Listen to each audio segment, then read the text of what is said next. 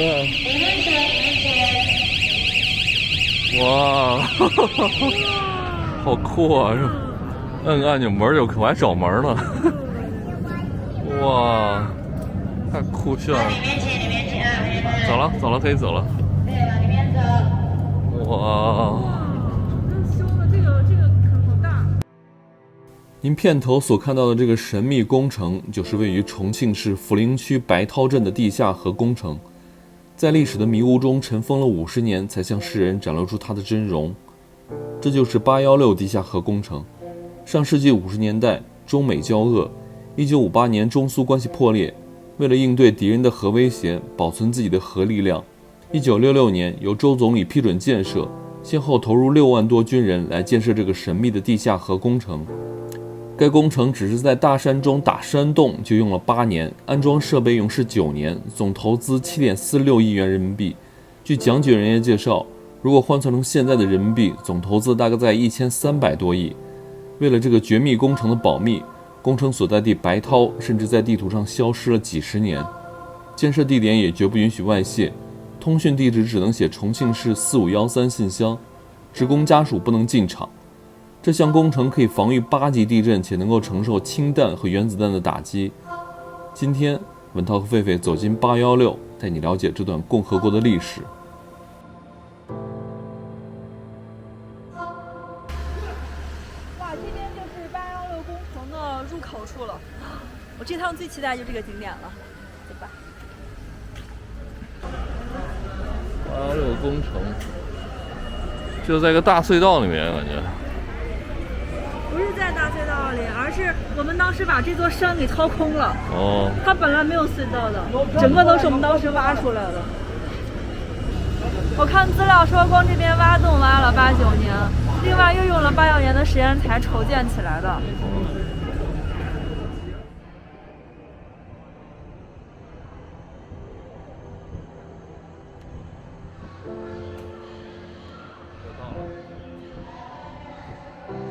先后投入6万多建设大军，总投资7.46亿元人民币，这不包括当时的军费开支和路开支。如果换算到现在的人民币，1300多亿。正因为工程当年没有应用起来，这里作为旅游景区开放纯供大众参观。朋友们，您今天参观呢，请您放心，就没有大家想象中的核辐射。接下来呢，我们要进入今天参观的第一站。104厂房。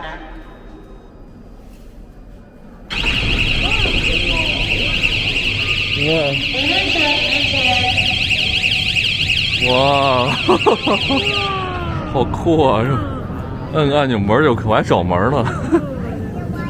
哇，太酷炫了！走了，走了，可以走了。对，往里面走。哇，真修的这个好大。对啊。这应该有4层、5层那么高了。下电瓶车后，导游讲解完便会按下他身边的按钮，这时导游左手边一个巨大的门便会打开。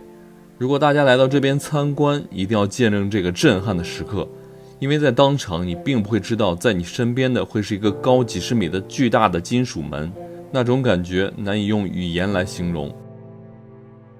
这是我们今天参观的第一站104厂房，长104米，宽25米，高31.2米，非常的高大。这个厂房是我国的第一座核发电站的遗址。当年我们这里的核反应堆建设成为一个生产发电两用堆，以生产为主，发电为辅，利用核燃料的余热发电。这曾经有2台8万千瓦的气热发电机组，如果应用起来，可以供这洞内生产照明用电。但是工程在84年被叫停，没有用。朋友们，当年我们工程如果应用起来，就是要生产原子弹中所需要的一种核燃料钚239。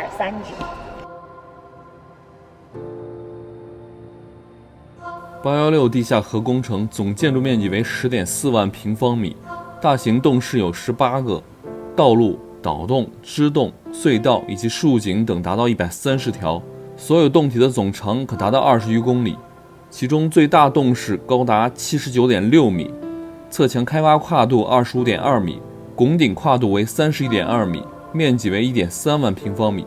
这样的规格让816工程成为世界第一大人工洞体。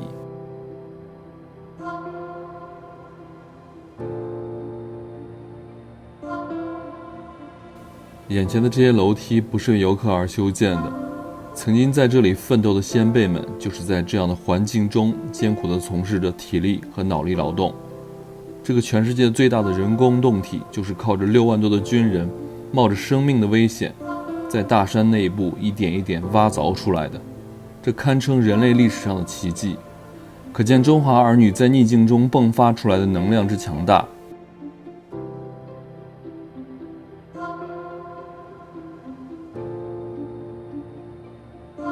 来到了位于8层的核反应堆大厅，我们仿佛进入了电视剧《切尔诺贝利》中的场景，巨大的反应堆支架呈现在眼前。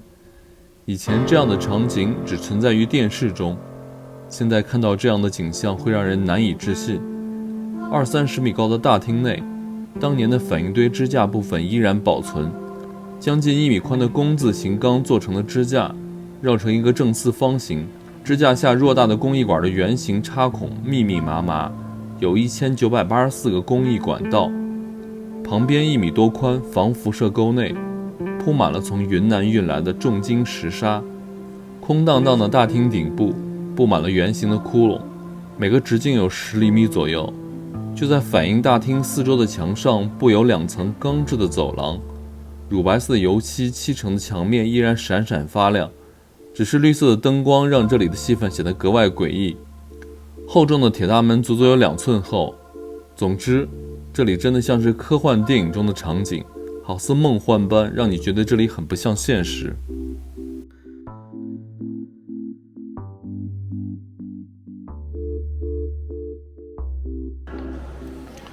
你看，都说中国是基建狂魔，这才是基建狂魔的代表呢，是吧？那路算什么呀？跟着比起来差远了。刚刚那个导游有一点没有讲到，就是我们在这个大山里挖的这个地下核工程，可以抵御大概8级的地震，还可以抵御100吨当量的，就是核爆那个冲击波，以及1000吨的直接命中的冲击。哇，厉害了！所以把它建在这儿还是挺安全的。对，我觉得最伟大的地方就在于，当时的那些人都不知道自己是来干嘛的，就上面一声令下，我们就去那边开始开干开工。对，这点特别伟大哦。而且有一句话特别触动我，就是说，孩子送到这个地方之后，因为都是军队上的、部队上的，孩子怎么死掉的、怎么牺牲掉的都不知道，就只会收到一张那个烈士证书。就这点让人觉得完全是那种为了国家牺牲一切的精神。是的。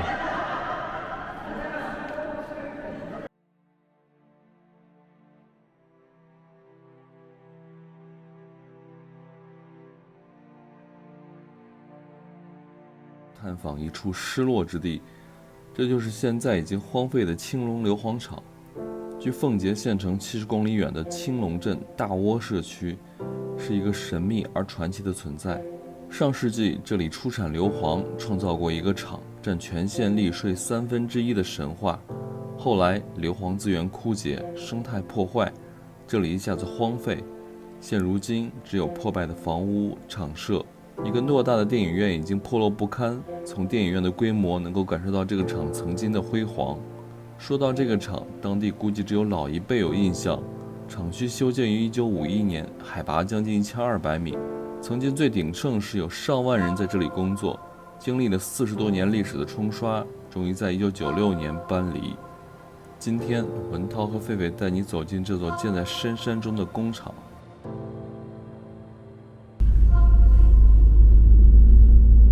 我们现在在往那个硫磺厂走，这个路真的好难走。这路上面显示是无名路，刚才那点就像村道，这点看着还有点像省道的意思。但是好高，我现在都耳鸣了，已经到山顶了。路已经荒废了，最高的一个地儿了，基本没车来了，也没车走。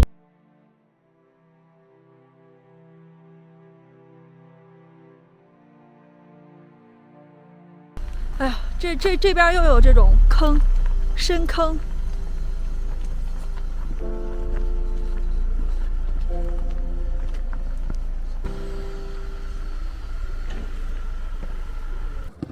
旧厂房是不是从这儿进去？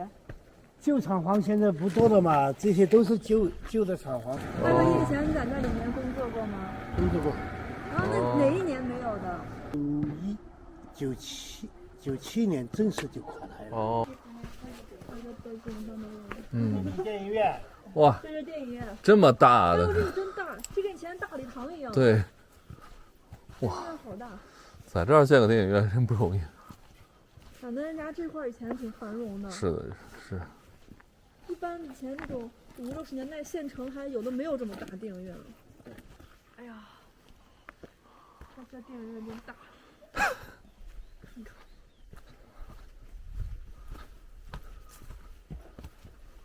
哇，好大呀！哦，你看它那个观众席这边是一个阶梯的带坡的啊，上面有个高的舞台。大哥，你以前在这儿看过电影啊？我们经常看的。嗯。这个就是放电影的地方。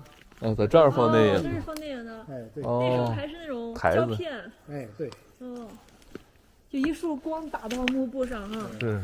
电影院跟那个天堂电影院里面那个一样。前面就是画是幕布的。哎，大哥，你们那时候看电影，那时候都有啥电影好看的、有名的？哎呀，多了。庐山恋。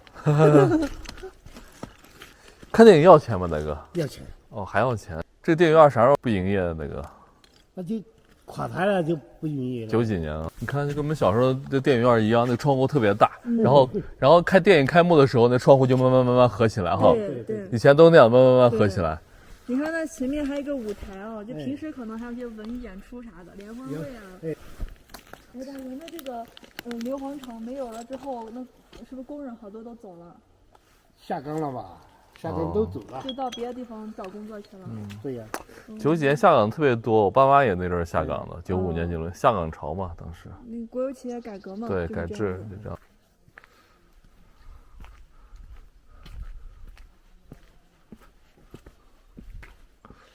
这应该是电影院的走道，以前从这边进场的。哦，对，是的。对吧？是的，前面还有个门，应该是从那儿进。对，从这边进场，一边进一边出嘛。以前都是这样子。都是火砖去的呀。对。这个楼也盖了有，应该也是50、60年代修的吧？那不止了吧？不止啊，100多年了。哦，那这房子质量真好。100多年的楼。应该后来是外面粉刷过、加固过，它就里面的那个地基啊什么都是比较早的。是。墙肯定是刷过。现在都改成都是工人宿舍啊。宿舍楼啊。哦。好的，我们去那看看。好，谢谢大哥啊。哎，不用。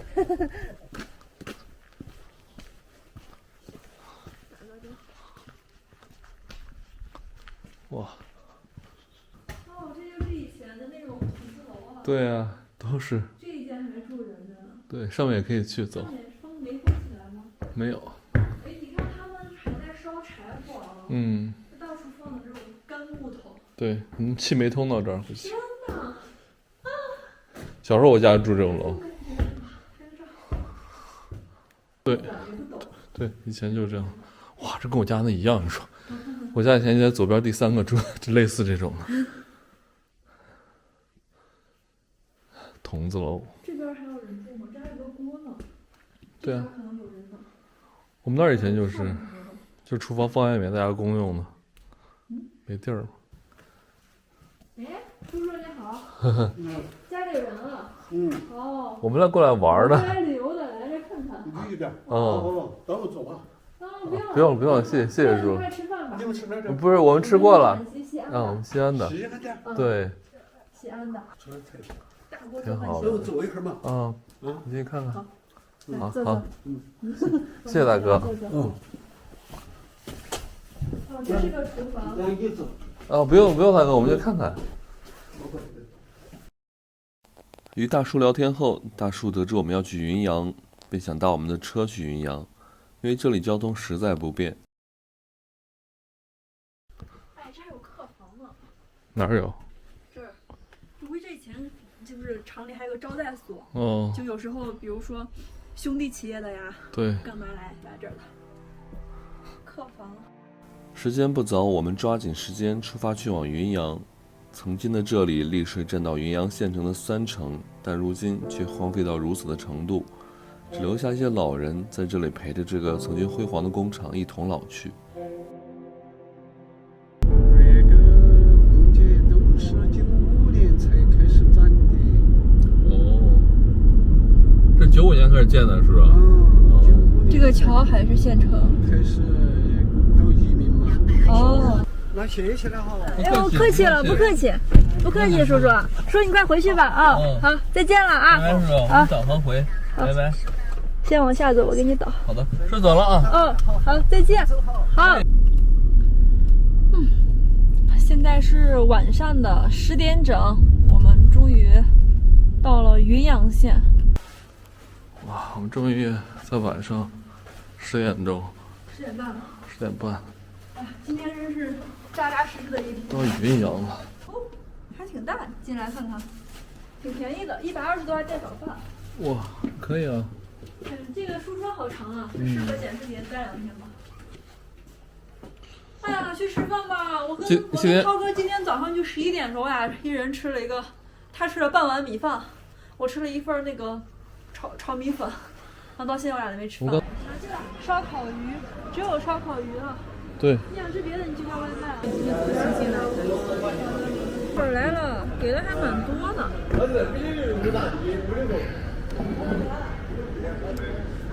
好惨的2个人开着电车，晚上吃这么点东西。条件所迫，2人分一块饭。